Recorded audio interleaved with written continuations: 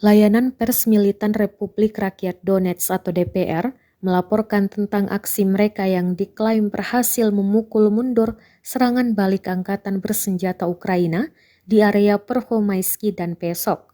Rekaman penyerangan militan DPR ke posisi pasukan dan peralatan tempur Ukraina dirilis di Telegram pada Rabu 7 Desember 2022. Dalam keterangan unggahan disebutkan pada tanggal 5 Desember kemarin, militer Ukraina melakukan upaya berani untuk melakukan serangan balik terhadap posisi unit-unit Korps Angkatan Darat ke-1 DPR di area pemukiman Pervomaisky dan Pesok.